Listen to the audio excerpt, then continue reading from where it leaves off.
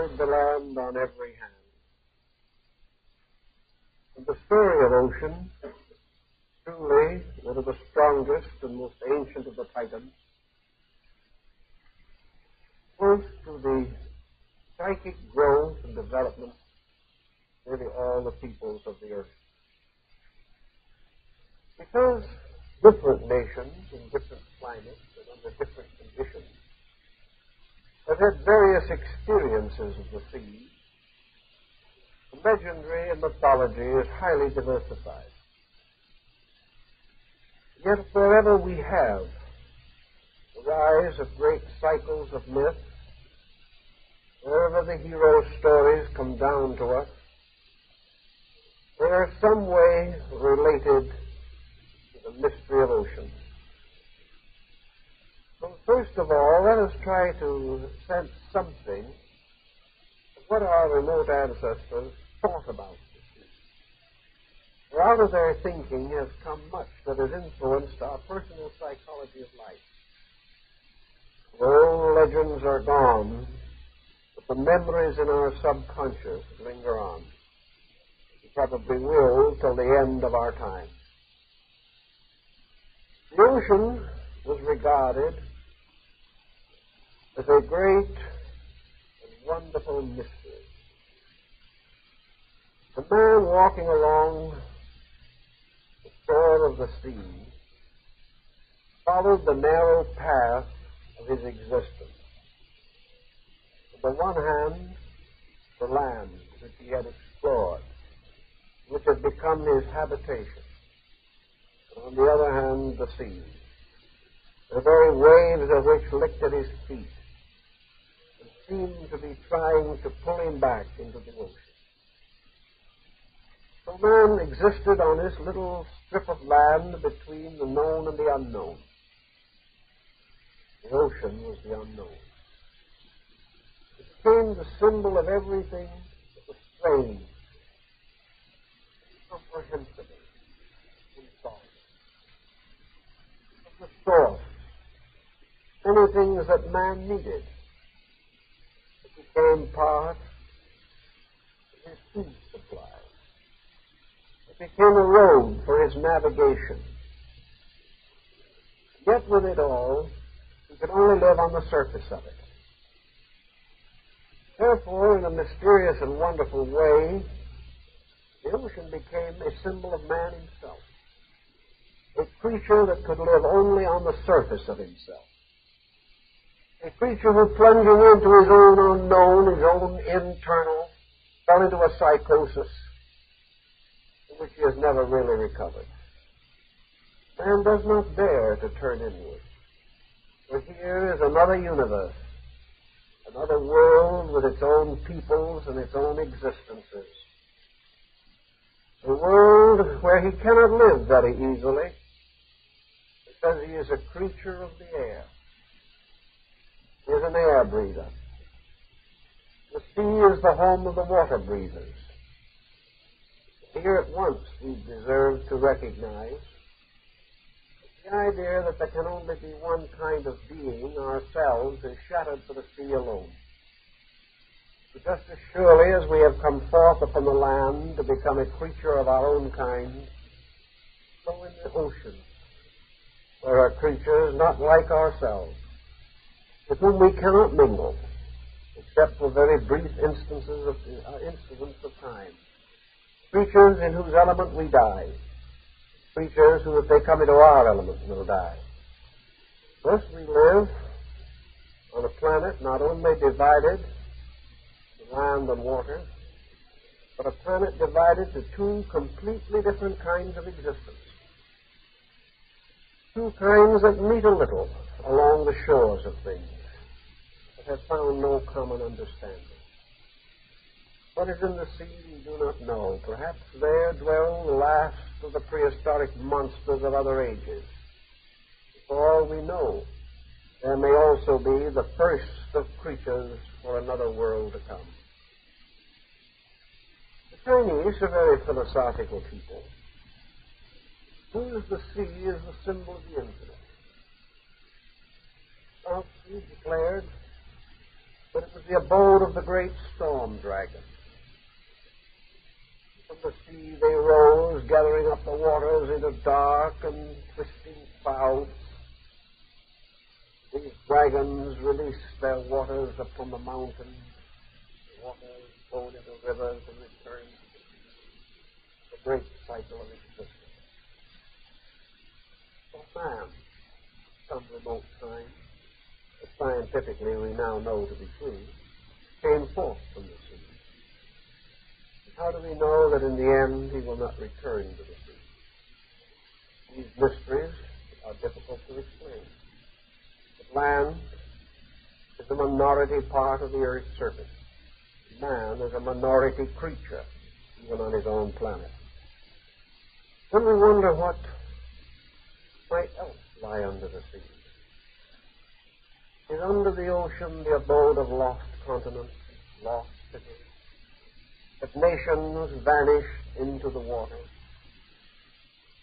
Are the keys to our own culture hidden secretly or deeply under the sea? Again, we do not know, but occasionally we bring forth some treasure from the waters. Some ancient sunken ship gives up its gold or silver or its jewels. We know so little about all these things that we cannot be surprised that our ancestors, without very much of the sophistication that we now boast about, were deeply moved by the whole mystery of the sea. Just as it divides us into two kinds of creatures, the very phenomenon of sea divides the earth into two kinds of people, those that live by the sea and those that live remote from it. And the psychology of these two groups is clearly defined. Those who have lived or came into being as nations or societies or cultures close to the sea are a different kind of people. First of all, they were born and bred in an atmosphere of mystery. The sea was always mysterious. Men could explore the mountains and the forests. They could even walk along the banks of small streams. The ocean, great. They could not see its other side. They did not know where the water ended or whether it went on to eternity. The Egyptians believed that the sun rode in a ship across the sky, run under the sea at night. Others believed that the world of the dead was under the sea. And here constantly arose the cries of lost souls. The salt of the sea was the tears of the dead. The constant motion of the sea was the reaching up of ghostly hands to clutch at the sides of ships or to cling desperately to the rocks along the shore. All these were strange dramas of human intention and human thought. Early in man's experience, he developed some way of using the sea as a road. At first, it was not a very important pathway. It was hollowed logs, or with some small ship or vessel made by his own ingenuity. He found that it was easier to travel along the shore than to penetrate into the more mountainous regions. There were storms upon the sea, but there were greater hardships upon the land. For on the land he must meet hostile tribes, the danger of wild beasts. Whereas on the sea he might, with a little sail, make much progress with less arduous endeavor. Because of this, merchants, adventurers, hunters, fisher people, missionaries, traders, all of these moved along the shores in their ships. And people near the shore were perhaps the first to become aware of the world outside their own local communities. It was to the people of the shore that wisdom came first, in the form of a stranger, and around him in turn were built numerous legends.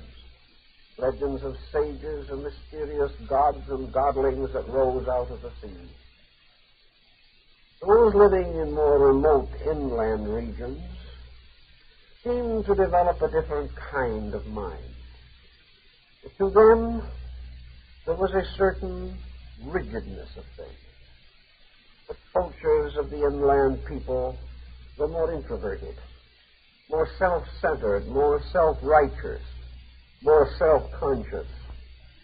They had never come in direct contact with this wonderful living thing, the ocean. They had never seen an adversary greater than themselves. They had never come into the presence of a mystery so vast, so deep. The mountains were mysterious, but men could reach them. The sea was mysterious, but beneath its surface men could not reach. And the sea became forever the symbol of the unsolved. The Greeks gave the sea to the great deity Poseidon.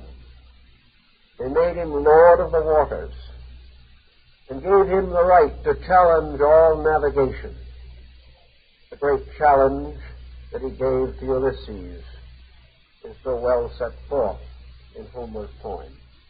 The terrible journey of Ulysses to his own far distant native land. Harassed by the sea, endangered by the strange creatures along the shores and of the islands and rocky places, monsters that constantly attack his little ship. So the story of Ulysses is the story of a man of the sea going home. A story that has been repeated countless times in the factual history of mankind. The story of a man against the sea. The sea was the source of great pain to those who lived close to it. For the fisher people especially.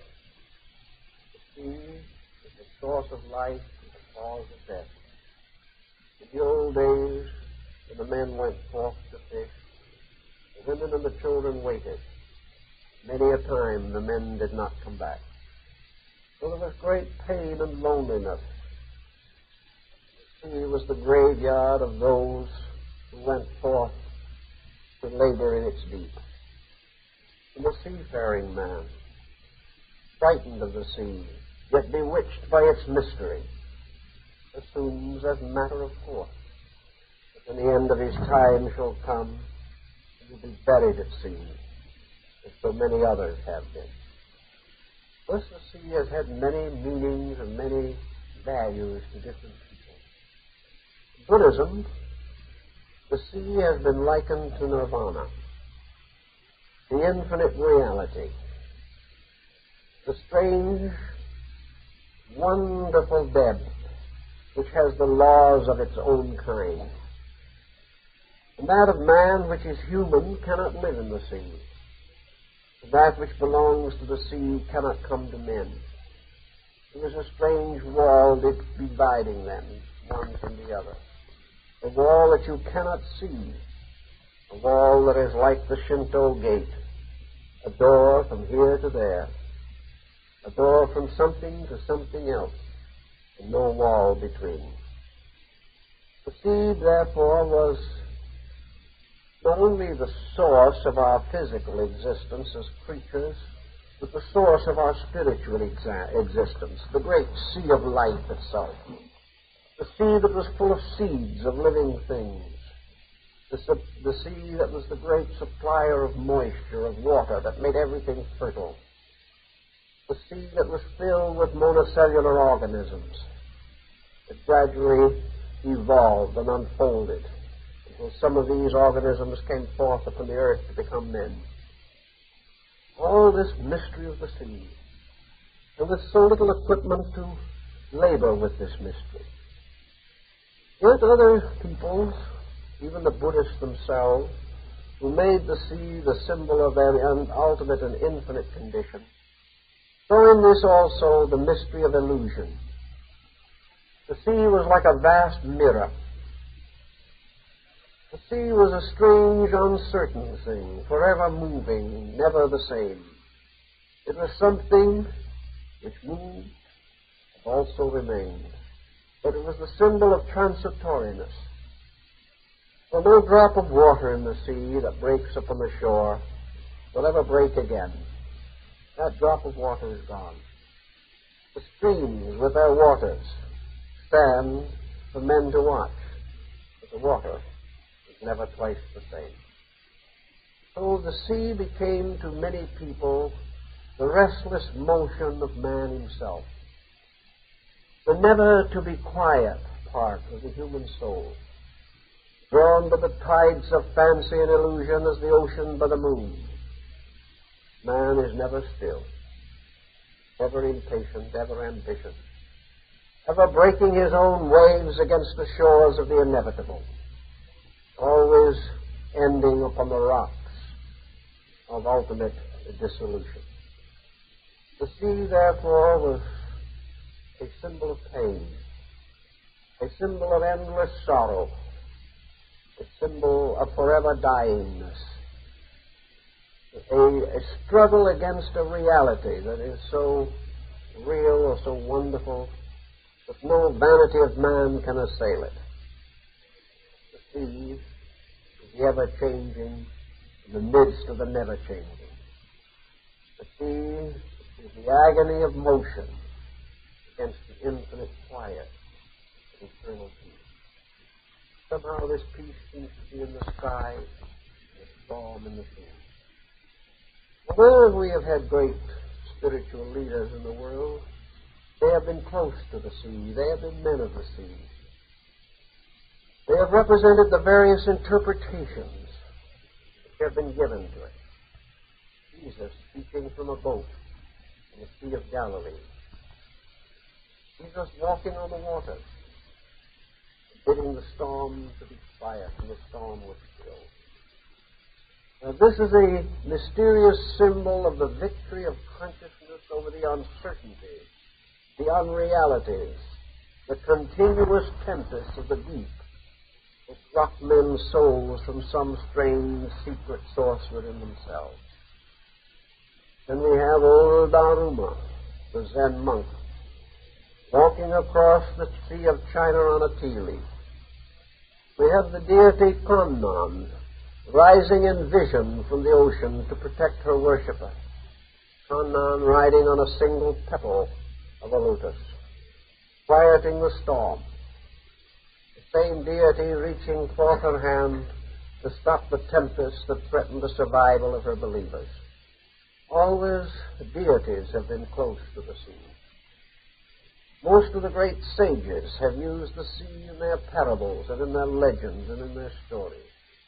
Many claim to have come from far places, from beyond the sea, to bring the light and truth and wisdom to mankind. Such was the feathered serpent of Mexico. Such also was the Chaldean Dagon rising from the ocean to become the lawgiver in the valley of the Euphrates. The great Puhi rising from the Sea of China gave to these people their wisdom and their knowledge. So the seamen were very important. In the great Chinese Hindu cycle of things, the world always ends with a universal deluge. At the end, oblivion takes over, as in the story of the Ark of Noah. The tempests rise and the sea rises and the earth is covered. The good man in his little ship floats upon the surface of the deep, whereas in India, with the tow rope of his vessel held by the god Vishnu. Everywhere, the sea has to do with the night of the gods, when oblivion falls upon the deep. The tree of life is gnawed through by the worms of mortality, as in the Nordic myths, and Yggdrasil, the great tree, falls into oblivion, into the great flaming ocean. All these legends show different reactions of man to the perpetual mystery of the unknown. It somehow has always been deeply considered in terms of water. The holy water, the water of purification, the tank of purification in the Hindu temple and the Muslim mosque. All these things have to do with the mystery of sea, the mystery of purification, something to do with the mystery of origin and destiny, of life and of death. With many different legends and myths and attitudes, we must finally come to the conclusion that, in large, the sea has become a symbol of that part of man which is within himself and which he cannot reach, that part which he cannot understand. He fears to enter into himself lest he drown in his own introversion. He seems to feel it better to remain on the surface. And yet the mystics of old have told of the pearl of great price that was hid in the midst and depths of the sea, and the truth seeker who dived into the depths of the ocean to regain this priceless pearl and brought it to the surface again.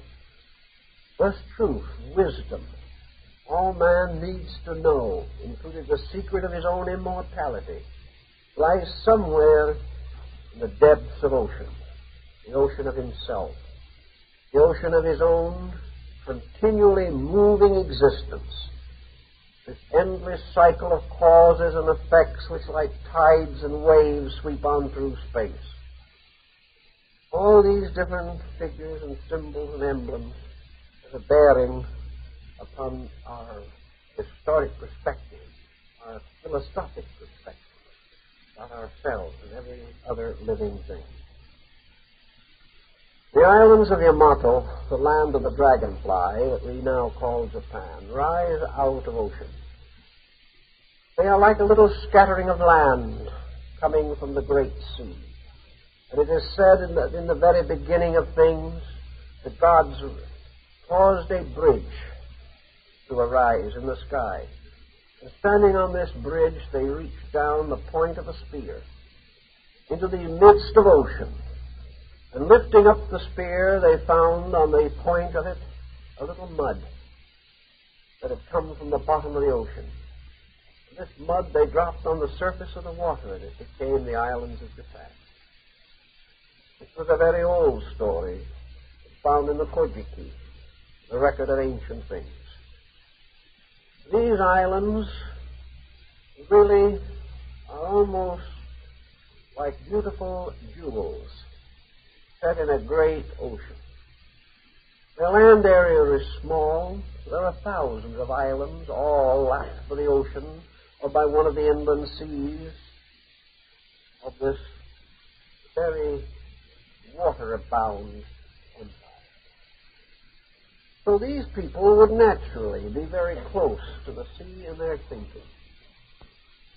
Whereas in Europe men used the sea to break through into other lands, for centuries the Japanese, following a still earlier Chinese custom, used the sea to keep strangers away.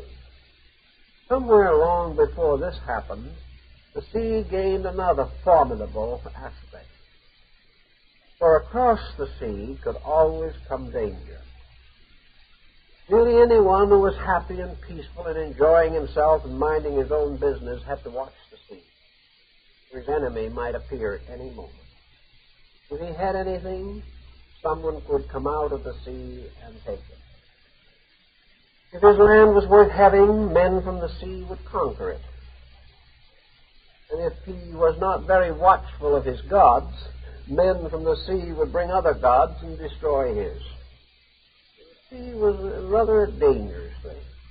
And China and Japan, both of them peoples of aloofness, and even Korea, which was for long called the Hermit Kingdom, they did not really want to be discovered.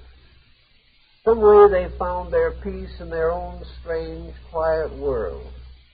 And while we may say that this was politically, culturally, and socially frustrating, it was at the same time highly productive aesthetically and culturally, because it caused these people to do what so few larger powers have ever done, that is, evolve their own culture. They did not borrow it from 100 other sources. They took some from China, but they then began to work it over in their own way to produce a truly unique civilization. This would not have been possible had they been along a trade route for centuries. In any event, however, the Japanese people, as a group, loved the sea.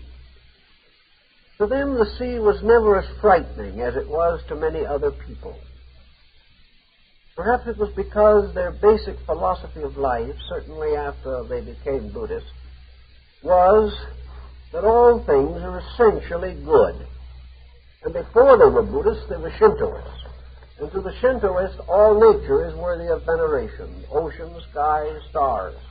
All these are the great gods. And men should accept their edicts and learn to love and understand them. So while there are interesting and rather fantastic ghost stories about the sea in Japan, it was never the terribly formidable adversary that it was to some other countries. Because of the small land area and the immense population, even from the early times, the Japanese had to turn to the sea for food very, very strongly. For a long time, they were a fishing people. And even today, they depend very heavily upon the sea for the staples of life. Fish and rice have become more or less the standard diet of that nation for hundreds of years. Another thing that was rather important about them in their thinking was that while they fished, you very seldom find, or did find up to very recent times when Western sophistication took over, you very seldom found either a sportsman who fished or hunted. A few renegade daimyos occasionally had hunts to the disgust of the people. But for the most part, men did not hunt for pleasure, nor fish for pleasure. They hunted and fished only for the necessities of life, and all along their shores were monuments and shrines to the sea, and to the creatures that had given their lives that men might live. And they respected these creatures. They regretted the need to use them for food. But they were never unmindful, never thoughtless, never intentionally cruel in these matters.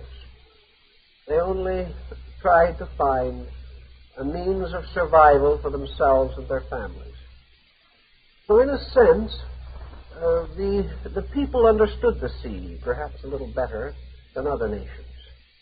One great exception, of course, to all this was the invasions of Japan from China, Korea, and the old wars of the regencies and the shogunates. Many of the great battles of these times were fought upon the sea, and to a measure it was assumed that these battles polluted the ocean and might be responsible for some of the comic trends that it possessed. Its tendency perhaps to turn upon man sometimes. The result, however, of all these wars and battles was that the Japanese believed that there was a kind of ghost that lives in the sea. The sea was filled with the restless souls of those who had died in ignorance. That all creatures, therefore, whether they had died in the wars of the Taira or the Heike, these who had died in the battle became the symbols of all human beings. The restless souls that had never solved the mystery of life, that had gone to sleep in confusion in their own existence, and were born to battle again against adversaries they neither understood nor really needed to fight. So the sea became a symbol of karma, of illusion, of the endless struggle of ghosts, both seeking power, both seeking wealth, both seeking influence. But all these things were but shadows, and in the end there were nothing but ghosts in the great sea of life. And there were other interesting and appealing thoughts. The sea, in a wonderful way, was associated with the ultimate abode of the dead. But here we have a curious combination of beliefs, some of which probably arose in Mongolian shamanism, some in ancient Shinto belief, perhaps some in Polynesian religious conviction. And even a few came from as far off as Persia to involve themselves in the philosophy and psychology of the people. So in the great feast of the dead, it is assumed that the ghosts will come back from the sea, that between this world and another, the other is an ocean, some kind of an abyss of water, reminding us a little of the old hymn, One More River to Cross.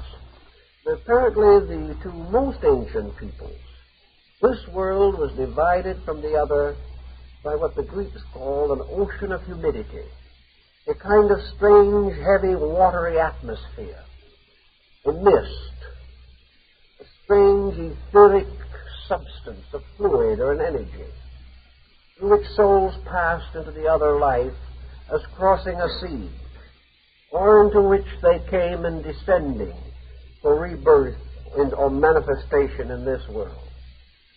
Perhaps this is why the ancient Christian church was formed in the shape of a ship, and why a certain part of the church is still called the nave, meaning a ship. Also, this is the mysterious ship of the doctrine, in which the deity Kannon conducts souls into the western paradise. The soul has to pass across this great expanse of ocean into another region or another kind of life. And in the ceremony of the annual return of the spirits of the dead, we see the ghosts coming from the sea. And at the end of the ceremony, we see the little ships with the lamps and candles, the little dishes of food and the memories to carry the souls back again. The little ships float down the streams to the sea and out to sea like the ancient barges of the Vikings. Until finally the little lamps go out one by one. The dead have returned to the land beyond the ocean to remain there for another year. All these legends, stories, have a message or meaning to us which is almost something to be grasped intuitively. It is something that tells us of a psychic dream experience, something that has archetypal dream meaning to us. And always it is the same, essentially. That the sea in some way becomes the symbol of an ignorance lying beyond this world and veiling from us the ultimate reality. The sea is our uncertainty. In uncertainty we live, and in uncertainty we die, but we pass into uncertainty.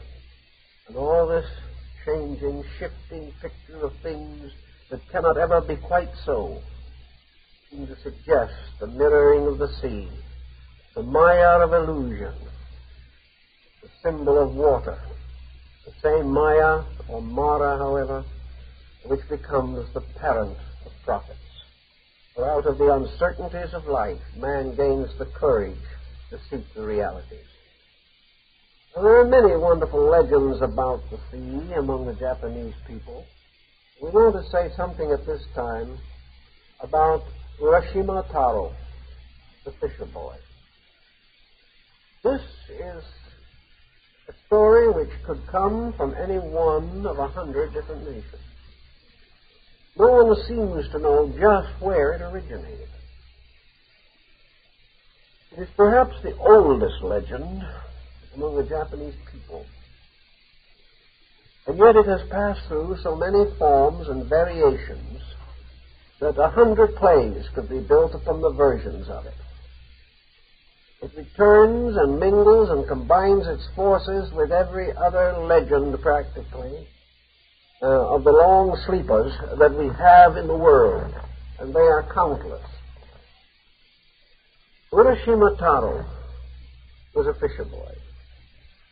And of course, in the legend, we are assured that all of the parts of the story are true. Wonderfully and inevitably true. We know they are true because our ancestors have told us these stories and have received them in turn from their ancestors to the dawn of things. And when things come down for hundreds of generations, they must be true. No one knows where they started from. No one cares. They are part of a folklore, a great legendary.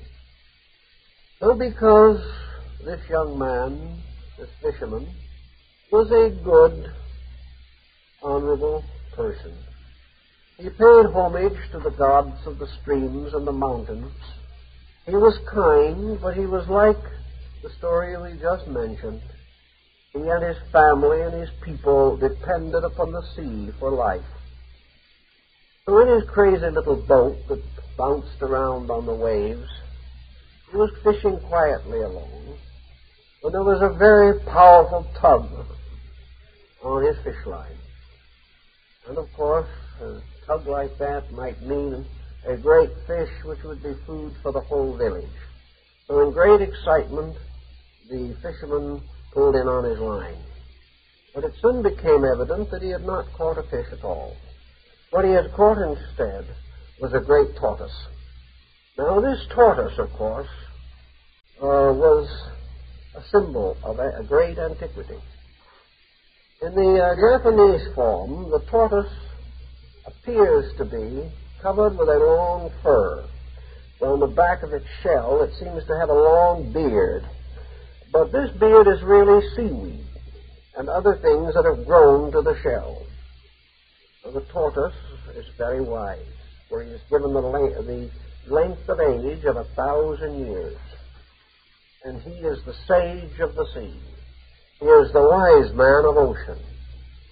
He is the wise man of ocean because he has built from within himself his own protection, which is the great symbol of the truly wise. Furthermore, he is a man of prudence.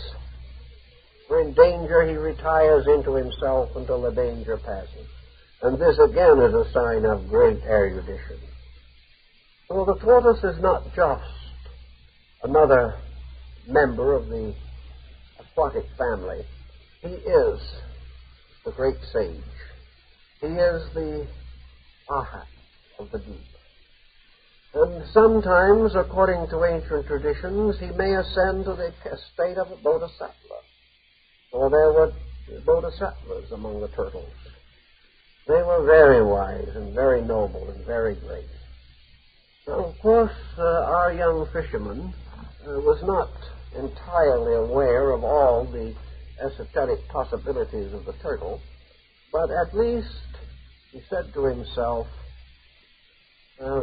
this creature is noble, and is very old, and very wise. Therefore, I do not wish to destroy it. So that instead of capturing the turtle and killing him, the young fisherman very carefully disengaged the hook from the turtle's mouth and released the creature.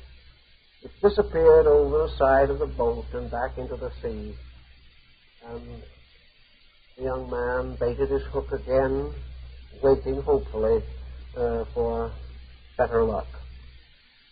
Well, the day was warm, and of course in all these stories there seems to come a kind of strange moment when things pass from reality to dream. And according to the best information obtainable on this very recondite subject, there is no true report as to whether Urashima fell asleep or not. But he was certainly drowsy and dozy, and it was a warm day, and the boat was rocking pleasantly, and there were no fish, so that he was not much up. But anyway, while he was there, perhaps he was asleep. A very soft, melodious voice called his name. Urashima. And he looked around. There was no one in sight. So he sort of rested a little longer. The voice called his name again. This time he looked over the side of the boat, and there was his old friend, the turtle. And the turtle was now talking to him. And talking to him in good Japanese, I assume. Perhaps Chinese, who knows.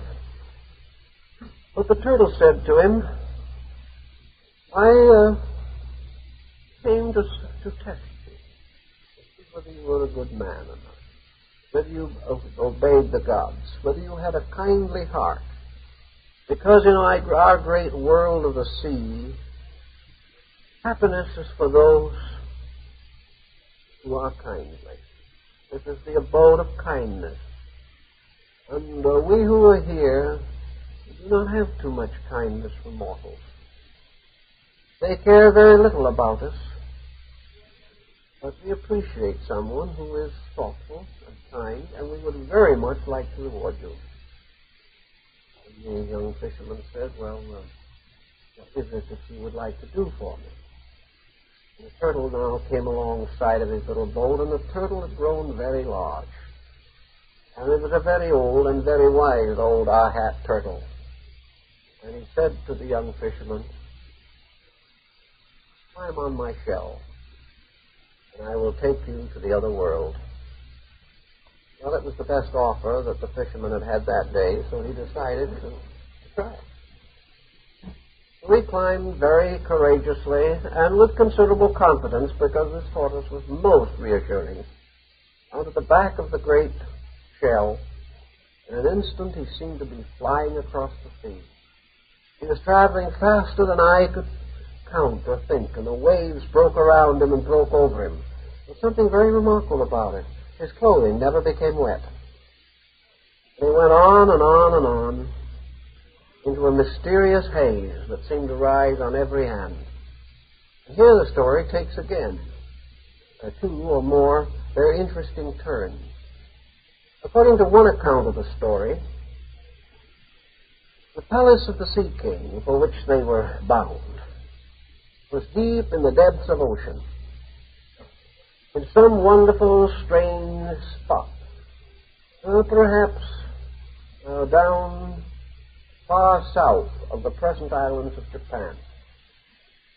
According to another story, this palace was on an island in the midst of the sea. And you have your choice as to this particular solution.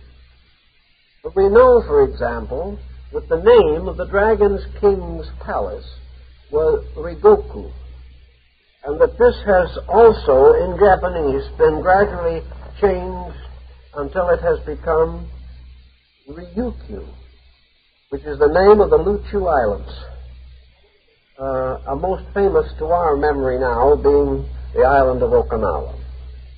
So perhaps this was the mysterious region to which the turtle was carrying our hero.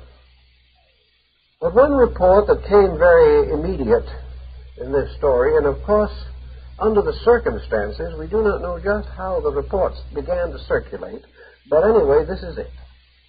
That as they went further and further into this mysterious and wonderful region of the sea, they came to the place where all the seasons met. This is a delightful fragment of ancient fantasy. For our young hero, looking in all directions, beheld a world in which all of the seasons came together and dwelt in peace. To the north of him flowed down the great snows and glaciers and frozen lands. To the south of him came forth and rose in glory the wonderful lands of summer with flowers and trees and meadows and beautiful living things. To the east of him was the spring with the cherry blossoms and the plum blossoms and the first flowers of spring. And to the west of him was the autumn with the autumn leaves falling from the trees. And all of these regions came together to where he stood. And he was surrounded by all the glory of the seasons of the world. This particular little touch is more or less unique. We don't find anything quite parallel to it in the mythology of other peoples. Perhaps it arose from the extraordinary nature worship of the Japanese. They probably would regard a place where they could enjoy all four seasons at once as little less than paradise itself. When our young sailorman reached the shores of this magic land, whether it was down below the sea or in some strange island, there is this contradiction. The story says that the creatures of this place came forth to greet him. And according to one account, they were radiant and beautiful beings, bringing flowers and gifts and all kinds of wonderful things. And to another account, they were all creatures of the sea. And in these creatures, they were partly human, almost like mermaids and things of that nature. And they were dressed in ceremonial robes over their fishes' bodies, and they carried armfuls of the fruit and flowers of the sea. In any event, They were a very friendly and wonderful people. And through the intercession of the great tortoise and all these kindly people, a young fisherman was brought into the palace of the Sea King. Now, this was a palace such as the world had never seen before. A palace of glory and light and beauty, a palace in which everything sang and everything was filled with happiness, and whether it was beneath the sea, as one account tells, or in some pleasant airy region, the story is essentially the same in spirit. Here everything was in fantasy. Everything was beyond any question of human limitation. Here was a world of universal happiness, a world of wonderful wisdom, ruled over by the great King of the Sea. Now, this King of the Sea had a ravishingly beautiful daughter. And here our story takes a romantic turn. Otohime was the daughter. And she was the most beautiful creature of the entire sea. Now, here it would look as though our story would be better when located on dry land, because it would be a little difficult to picture some of the accounts of this magnificent princess in her bridal robes and in all the glory of the court, resembling a highly costumed dolphin or something of that nature. So, but anyway, the story says that she was radiantly beautiful. And she was the one who had sent the great turtle out into the sea to test and seek for a suitable husband, because she wanted to find someone who belonged to the world of mortals. And she wanted to find the person who was kind and thoughtful and generous. And she had used the turtle to achieve her insight into the young man's disposition.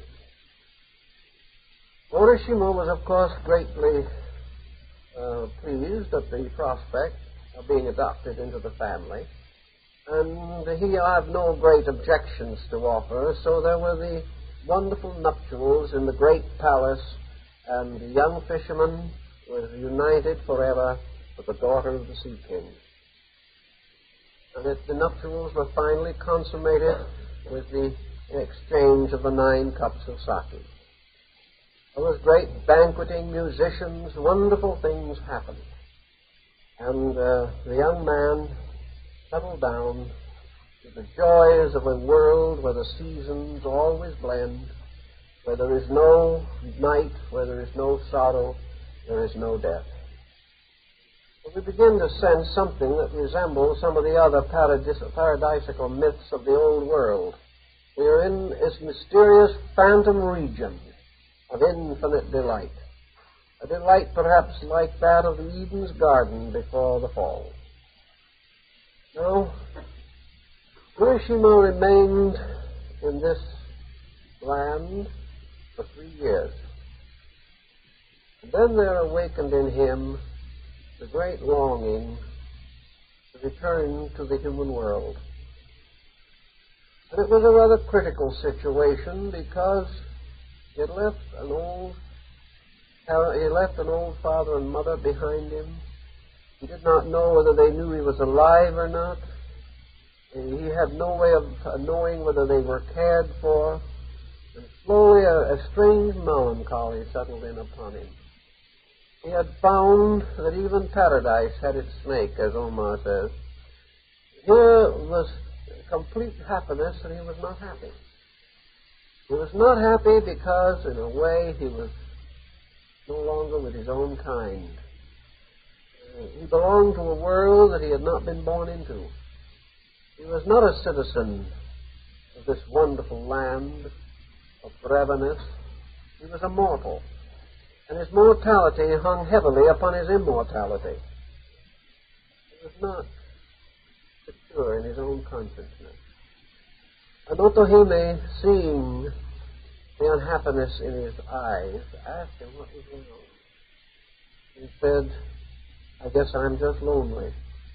I'm lonely to see my earthly people, my parents, my brothers and sisters, my little village by the side of the sea, where we lived in simple lives and went out each day to find our food.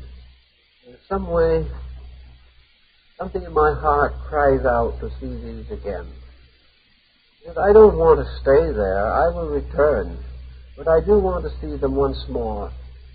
I just am not quite able to tear myself away from all that was my upbringing, all that was my childhood, the tradition of my people. And the beautiful bride was very understanding in this. She warned him that there was grave danger to him if he attempted this journey.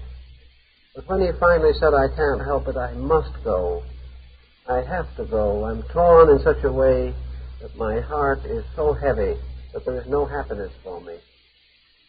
Then she said to him, well, if you feel this way, I will arrange that you can return to your own people. But I'm going to give you something that you must swear to me that you will guard with your life and your honor.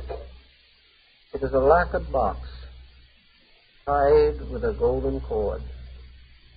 And this box is your protection. But under no condition, at any time, must you open it. For if you open it, all is lost. But as long as you do not open it, you can return again to the land where the seasons come together.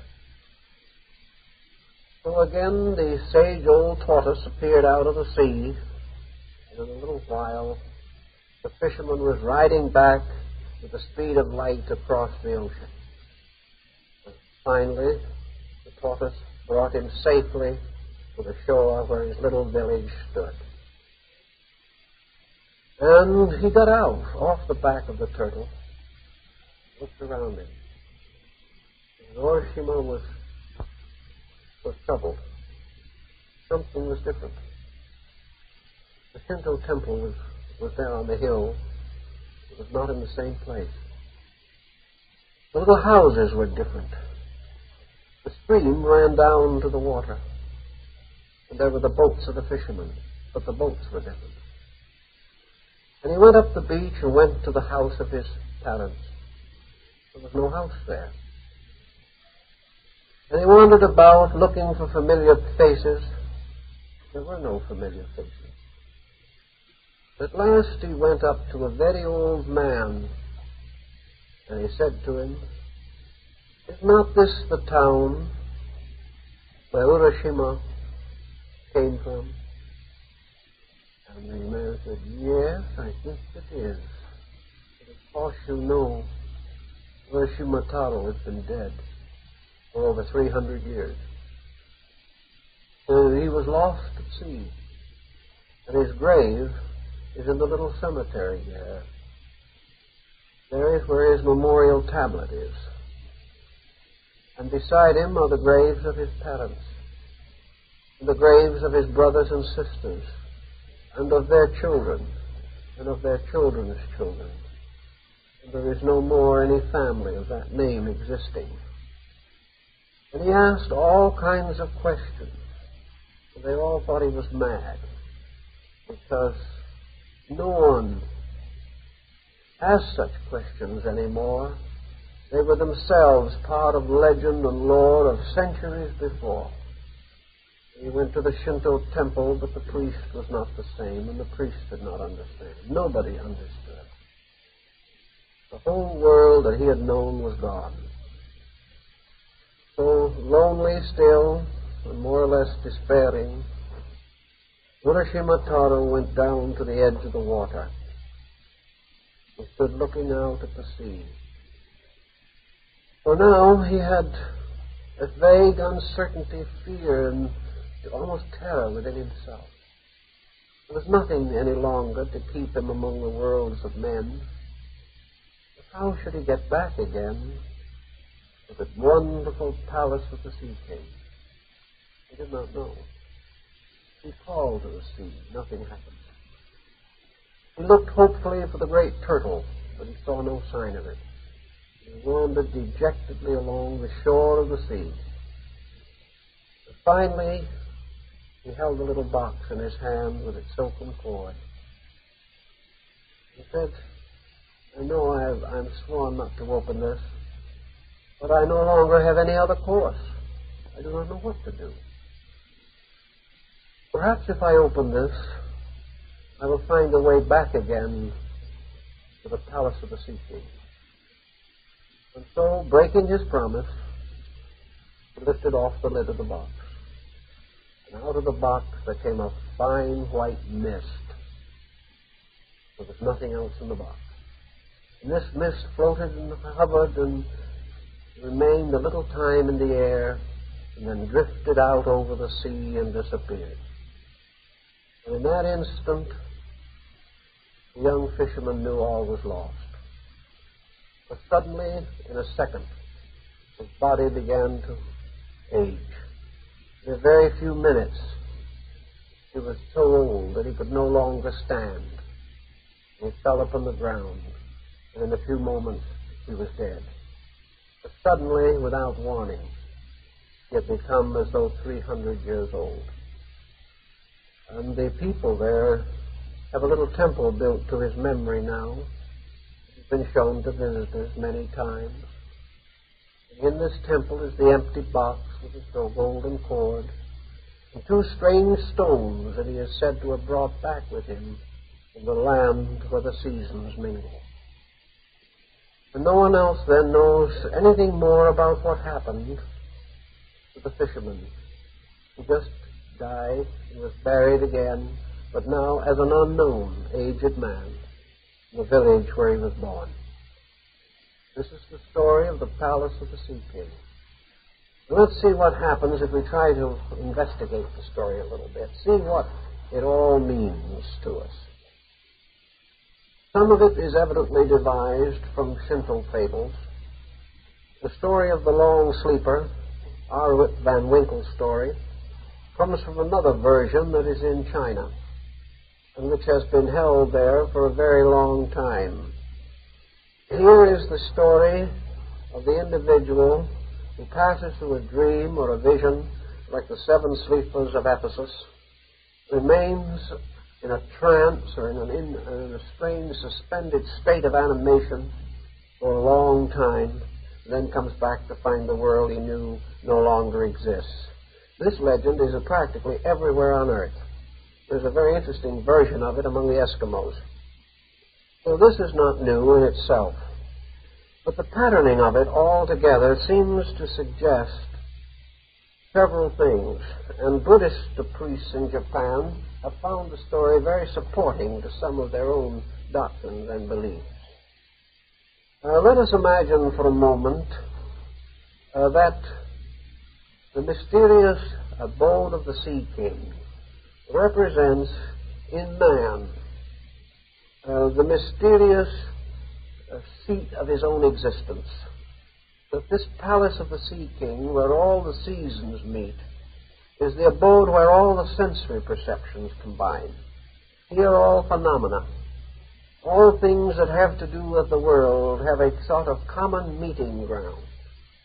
And this palace of the Sea King is the strange center of self-consciousness that we call I, that is located deep within the recesses of our natures and dispositions. It is a deep, mysterious kind of I.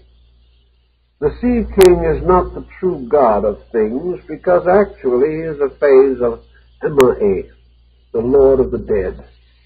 The Sea King rules in a subterranean world like Poseidon, who is not the great deity, but like the Titan Ocean, is one of the ancient beings. And this ancientness of beings has to do with the traditional descent from generation to generation of the evolving or unfolding consciousness of the human being. So for all practical purposes, let us say at this time that the Sea King represents the mysterious self locked in the very depths of our existence, locked in a strange world, a world that perhaps the yogi or the disciple of Vedanta approaches in his samadhi a world of absolute peace. Perhaps again this sea king's paradise may be likened to Amitabha's blessed region. Anyway, it is the abode of the evening calm within man, the abode of utter quietude to be achieved by meditation, by the strange doctrines of Zen, by the mysterious rites and rituals of Tantra and Shingon and Tendai, all the magic of the eternal stillness of great peace within man. Now a young fisherman probably plays the part of the truth seeker. He is almost another Parsifal, the guileless fool. Parsifal shoots a swan in the forest of Mansalvat. Our young fisherman, Urashima, catches the turtle of long life, an ancient and religious symbol of both China and Japan. The turtle becomes his helper and teacher, his Gurumans and Merlin. We have another kind of thinking. We have the turtle as the symbol of wisdom. Wisdom which will carry the young man on his back to the abode of peace. And to achieve this, the young fisherman must be carried over the vast oceans of illusion in order to come finally into the palace of the Sea King. We have almost parallel illustrations of this in the Rosicrucian ritual of the chemical marriage of Christian Rosenkreuz. Here we have, instead of this, we have a magic garden, like the garden of the troubadours, where all strange beings live, and in the midst of this garden, which is the garden of the shut palace of the king, which corresponds in alchemy with the Sea King, we have the wonderful Virgin of the world who corresponds to the daughter. Here we also have the introduction of Otohime, which actually is a psyche or soul symbol. Here the young man, coming out of worldliness, in a kind of strange daze or trance, has attempted the mysterious journey inward, the journey of meditation and contemplation. He is trying to cross the great sea of illusion and has done so on the back of the sage which represents the eternal wisdom of mankind and of his kind in general. When he gets to this mysterious place, the palace, he discovers that all dimensions and directions of space meet there. He finds himself in a place in which all the seasons that we know are imposed together to form one eternal season that is all beautiful. These seasons represent the cycle of the Nidanas, the cycle of birth, growth, maturity, and decay, the 4 ages of man, the mysterious beginnings and the spring and the summer and the autumn of things. All this is gathered together in an experience of psychic consciousness. So we have, as in the alchemical and hermetic rites, we have the union of the truth seeker and the daughter of the Sea King. This union is the identification of the personality with the soul. It is the outer life becoming enamored of the inner life. The outer life, the fisherman, corresponds to Dante. The inner life to Beatrice, who became the great psychic inspiration of his existence. And we know that the historical Beatrice was only a phantom of the psychic mysticism which Dante built around the concept. So we find the outer person united in strange ritual and ceremony to the conscious soul. And there, having attained a psychic initiation or a psychic liberation, we find the self more or less identified with the objects of the self. But now something of a rather insidious nature seems to step into this little drama. The individual within himself finds in a strange way that this spiritual experience does not satisfy him. What he has failed to do is to recognize that his aspiration has not overcome the limitation of himself. He is like St. Paul, who would, whenever he would do good, evil was nigh unto him. This aspiration of the individual was not strong enough to raise him completely above the limitations of his human perspective. He longed to be one with truth, but he was bound to the old ways of things, perhaps by the pressure of an ancient karmic tie. For the little village and his parents and his brothers and sisters and his neighbors and their fishing ships were all symbols of attachment. Attachment to mortality. Attachment to physical existence.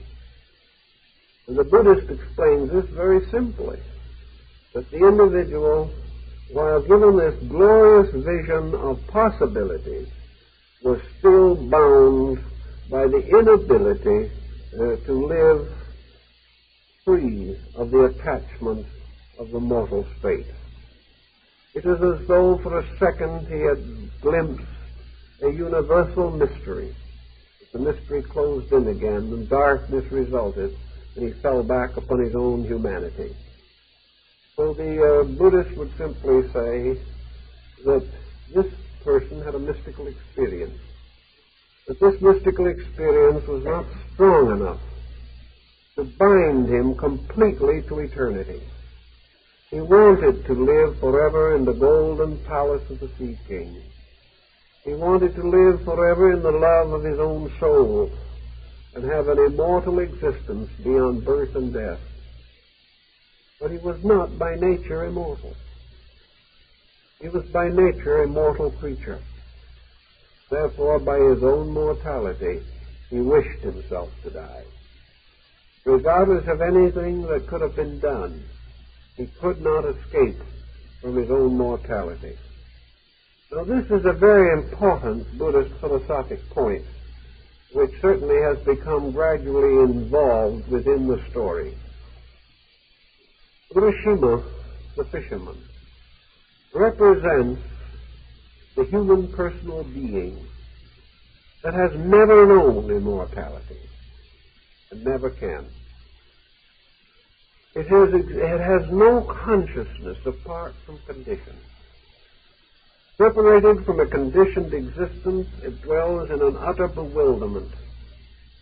Brought into the presence of eternal peace, it cannot exist there, because within itself there is only longing, desire, fear, hope.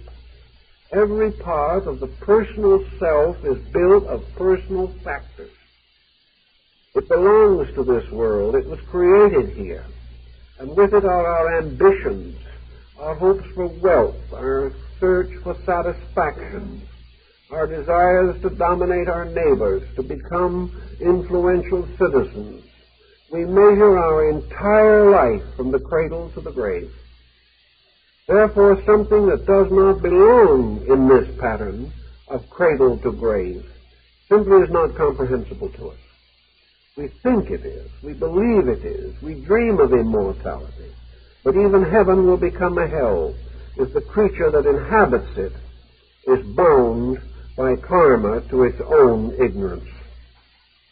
This is part of one of the ancient sutras of the great king, where it tells clearly that the individual can only be happy when he is totally united within his own being.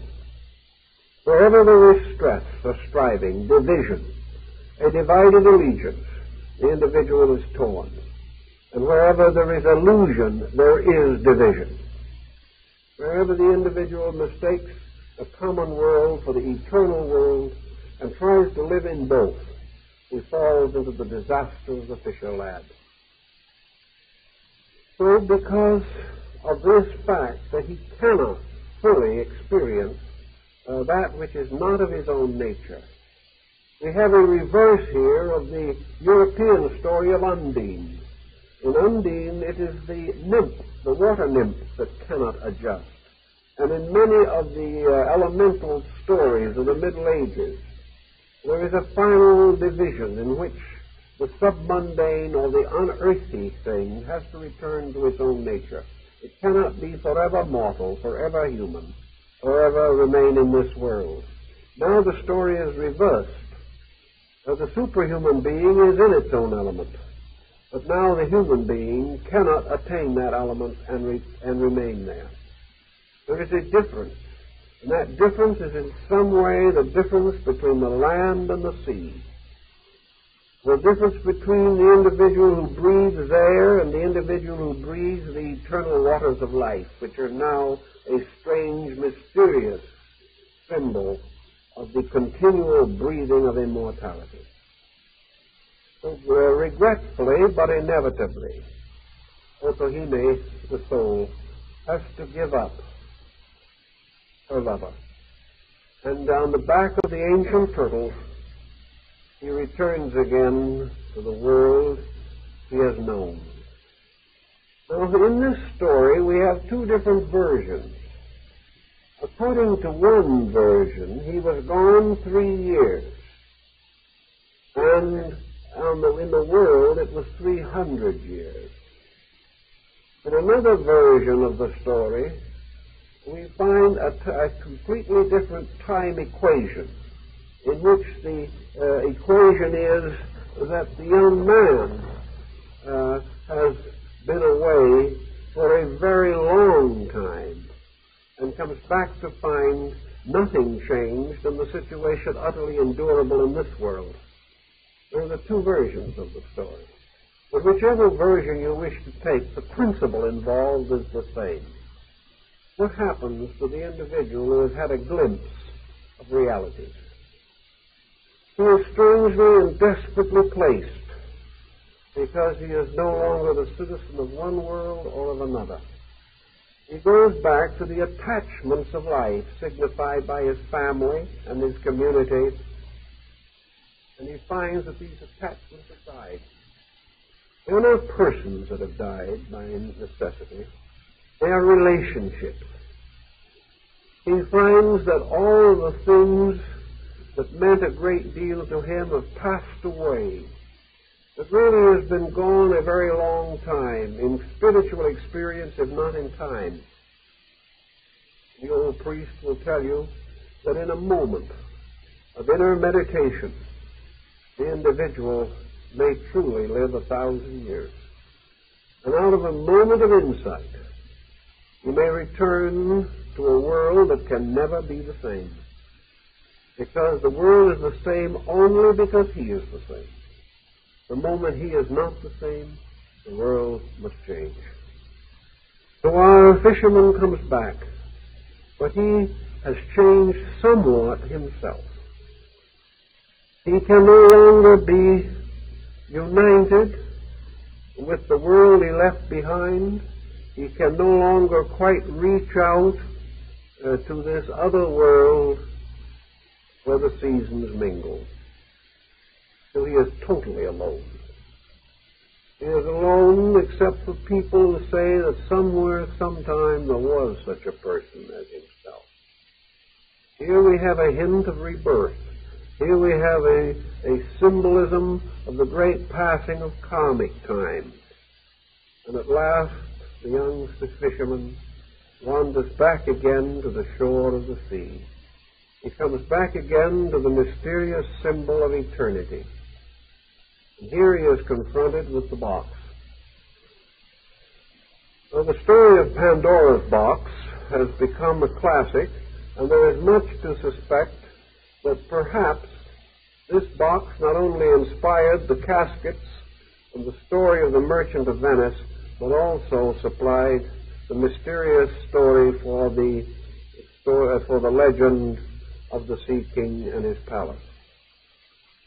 It's interesting to remember and bear in mind, of course, that in all this excitement, with all these things going on, the Sea King himself was never seen, only his palace and his daughter. The mysterious being that abides in the depths of the mysterious sea of either illusion or reality is utterly invisible. So the young man walks to the shore of the sea and cries out for the turtle, for the symbol of the wisdom, but it does not come. Perhaps if he waited, it might have.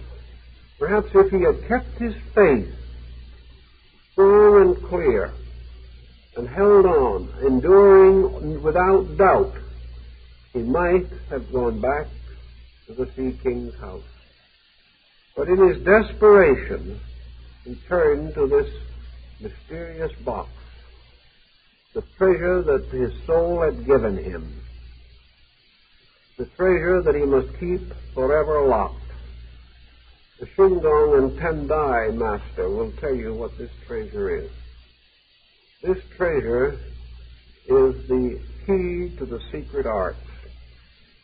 This is the treasure of the mystic and spiritual formula, the strange mantra magic, the symbol of the mysterious living power, the Word, the lost Word, the eternal truth, which if man will keep this in his heart and never pervert it, never break his oath or obligation, that he must not open that box.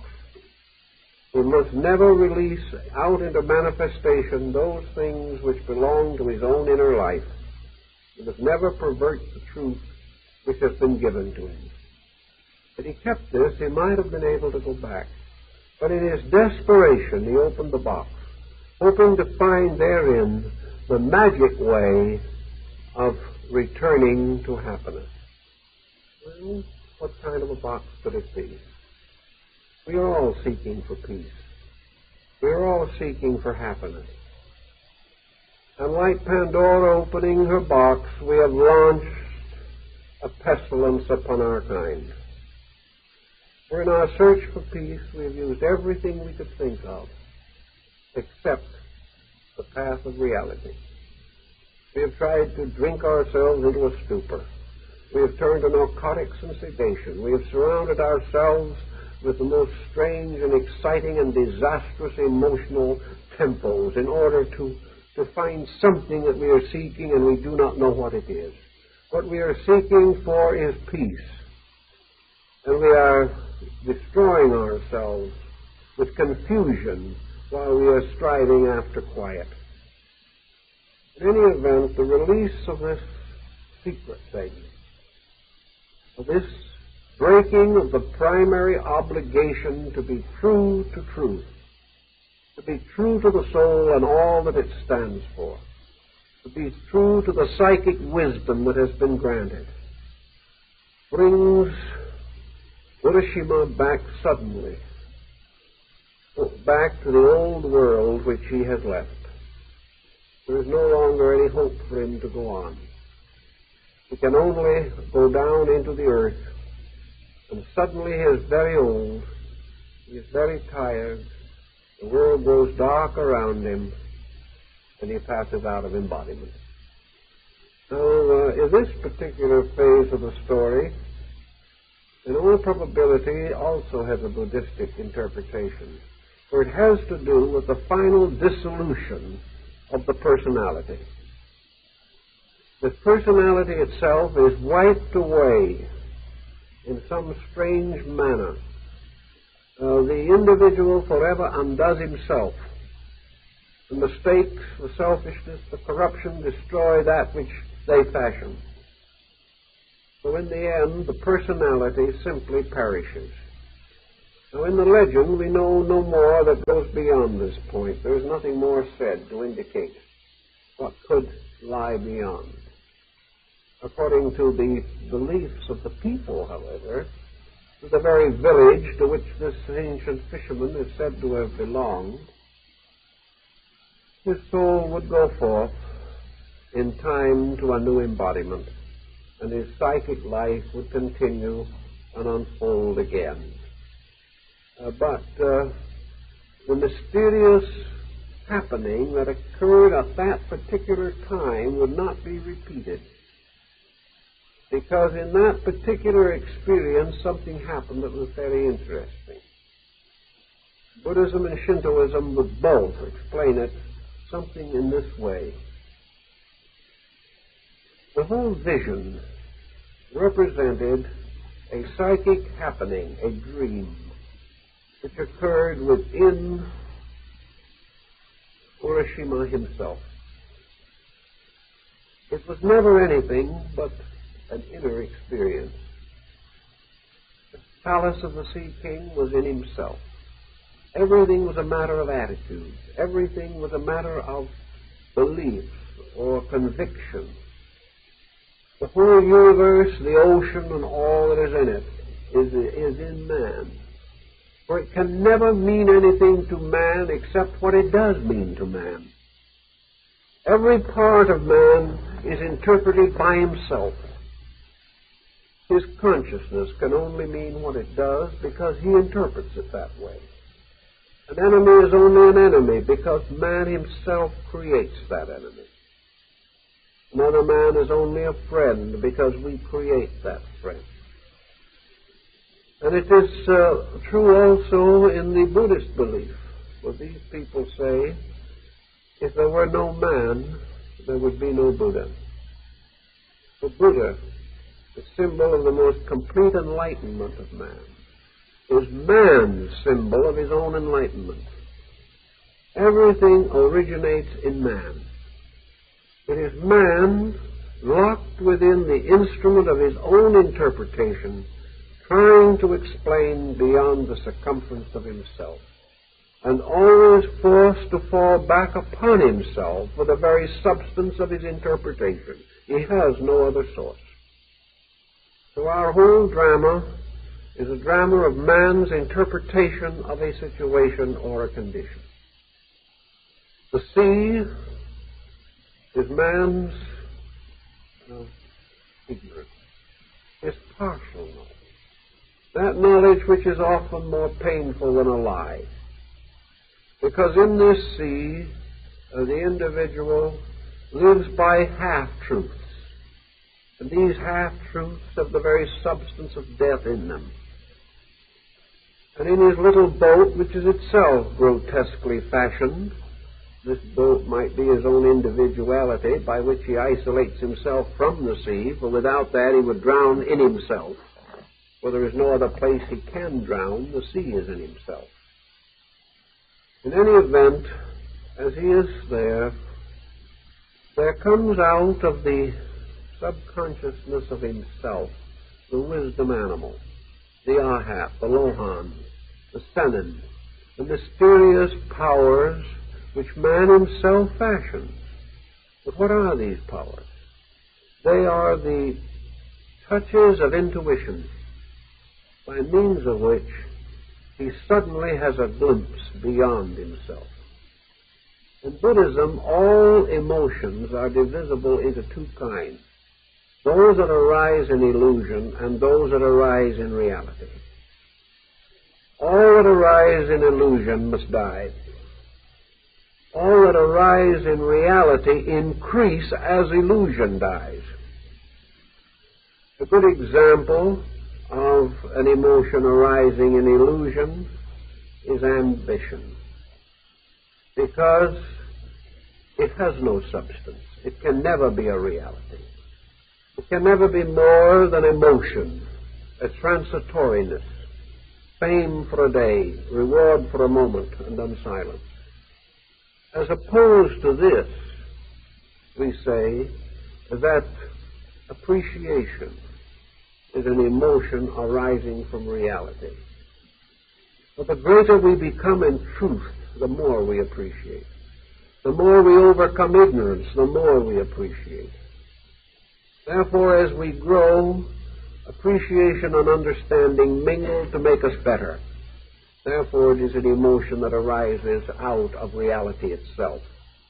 And we are permitted 4 emotions arising out of reality. In a sense, our friend the turtle signifies this intuitive emotion of reality. It is wisdom, which must always increase as ignorance ceases. So man within himself has a moment of intuitional insight. Out of the depths of his own psyche arises a dream experience of aspiration, a dream experience of his seeking to be free from the dream itself. A man dreaming that he dreams, and then trying to dream that he awakes from the dream. A compound dream, one within another. And in this mysterious inner dream within the other dream, as in Hamlet, the play within the play, he is taken to the home of the Sea King. He is taken into the most distant and marvelous part of himself. And for a moment he experiences the absolute transcendency of equilibrium. He finds what the yogic exercise of samadhi produces. Or as one of the old scriptures of Buddhism says, he experiences the nirvana. It's the complete suspension of all that is not good. But only truth, infinite life, infinite love, infinite wisdom remain. So in this we have the little story of the Sea King and his wonderful world of joy and peace. And we find in this also that man stirs the inner part of himself and finds another being in there. And this other being that he finds is his own psychic nature. He finds that there is something inside of himself that has been growing with him. And this is his own soul. So the soul is the better part of his own experience. It is that which experience has taught. It is the gradual experience of growth, of realization, of unfoldment, and of the cultivation of the great emotional realities. And this emotional growth in Buddhism is the power that is usually presented through the form of the feminine version of the Kannan Bodhisattva, the deity of infinite compassion. Actually, the Kannan is again a product of man. Were it not for the human mind, there could be no Kannan. This is merely the way in which the human being, it personifies, embodies, or defines the mysterious impulse to compassion, to infinite love and patience within himself.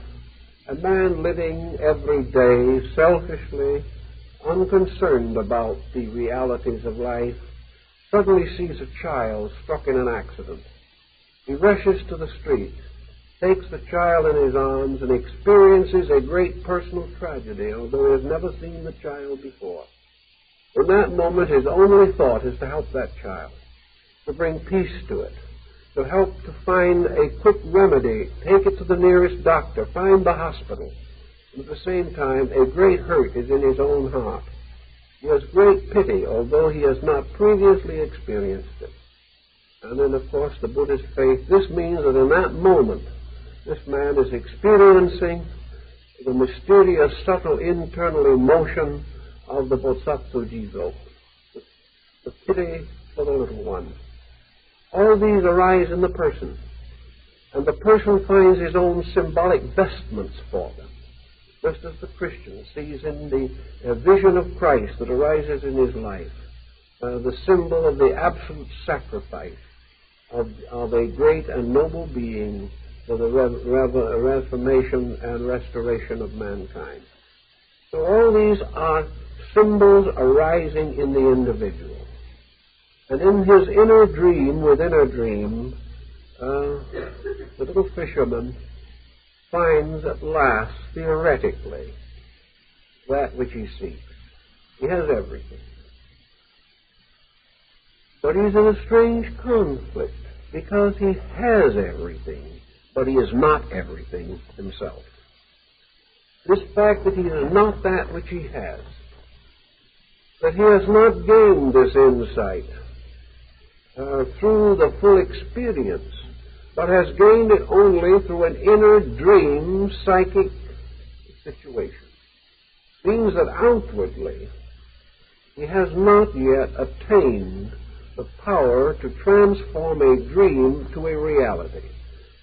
But there is this moment in the mysticism of the East where perhaps the dream takes over, where the individual one moment says, I am dreaming, and in this next moment, he is the dream. He has stepped through the mysterious Tory gate, the gate where there is no wall. And the reality has changed places with the unreality. And the dreamer has now only the power to dream back upon what he previously thought was real, and that has now become unreal. But in this story of our little fisherman, this situation does not follow through. He is unable, actually, within his own psychic experience, to hold the attitude that he really wants to hold. This is explained very well in the stories of the Arhats.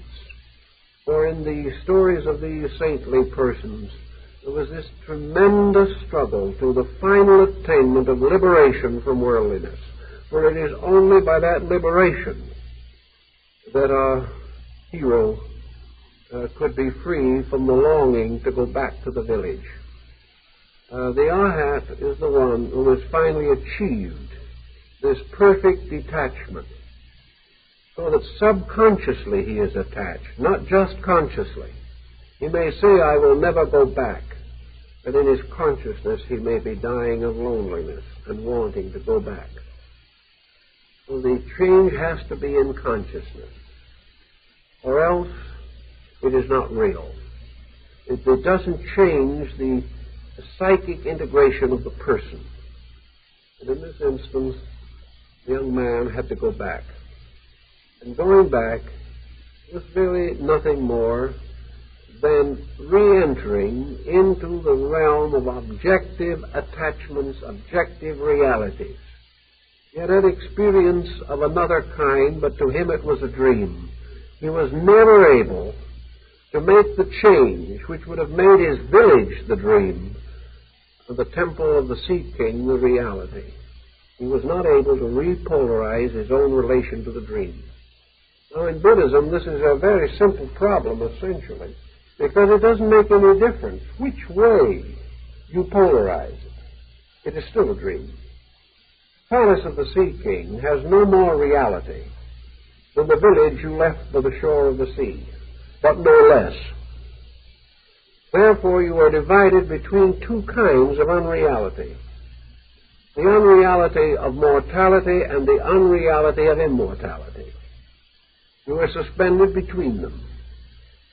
But in the Mahayana school, it is pointed out that all things living in this world must be under an illusion of some kind, because they do not possess the material, the fabric, to escape the illusion. But they have a choice.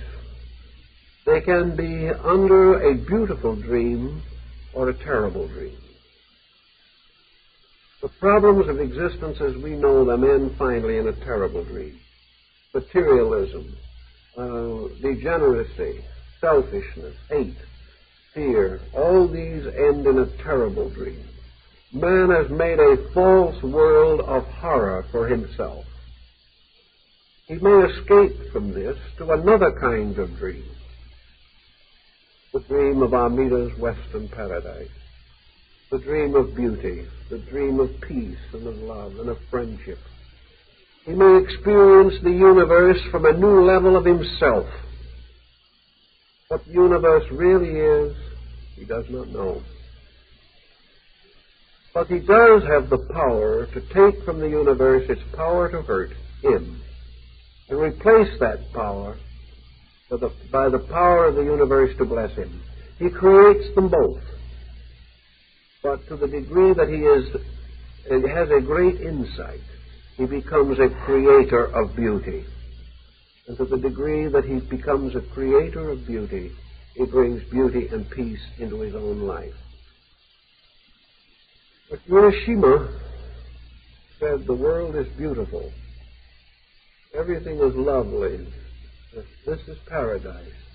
But I still want the way of earth. I want personal affection. I want to love somebody and I want to hate somebody. I can't stand this strange, mysterious loneliness of always being good. We went back. Suddenly he was very old and very tired, very exhausted of all material things, and he went to sleep by the shore of the great ocean. And his understanding of the ocean was part of the dream. For the ocean is nothing but karma, a strange motion rising from cause and going to effect. Man is a stream of karma moving from eternity to eternity. All these arisings within himself are the products of his own insight, of his own liberation. He may not at this stage be capable of understanding the absolute, but he can choose between the life of goodness and the life of pain. But he must make the choice all the way through, because if he does not, his own imaginative creativity cannot vitalize his dream. He cannot believe the beautiful illusion unless he has outgrown his attachment to the illusion that is not beautiful. So inside himself he has to create a new world of beauty. And he does this only by the unfoldment of the integrities, beauties, and values within himself. All of these legends and all of these stories, whether Greek, Egyptian, Persian, Indian, Chinese, Japanese, all have to do with the power of man to create a world according to his heart's desire, and then to inhabit the world that he has created by the purity of his own attitudes. If he is unable to hold this, he is again destroyed. For it is told in the Buddhist fable that a great and noble king had lived most wisely and nobly. And when his time came to die, his virtues were so great that he was transferred to Indra's paradise, there to have palaces and retinue and all the joys that were the proper reward of a noble kingship during his lifetime. And after he had been there for a while, the king said, well, I guess I must have been pretty good to deserve all this. And at that instant he passed into perdition.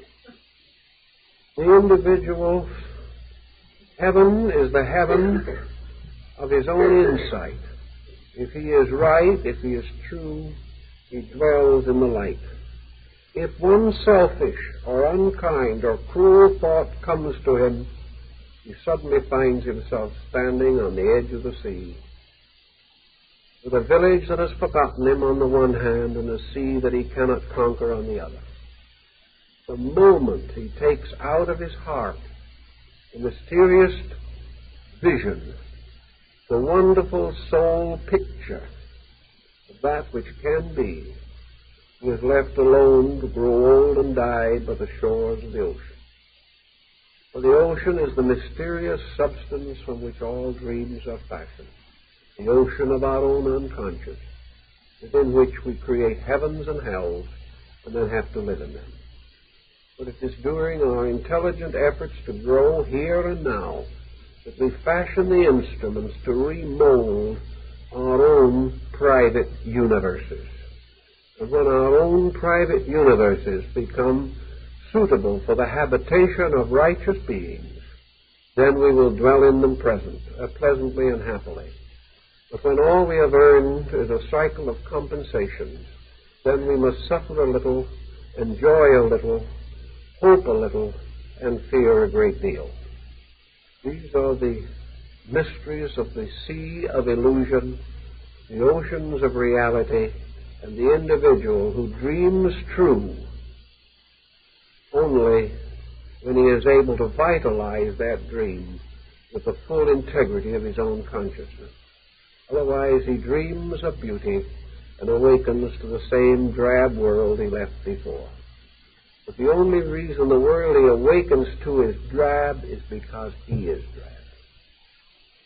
The only reason he has to wake out of beauty into cruelty is because there is a cruelty in himself that will not permit him to continue to awaken in beauty.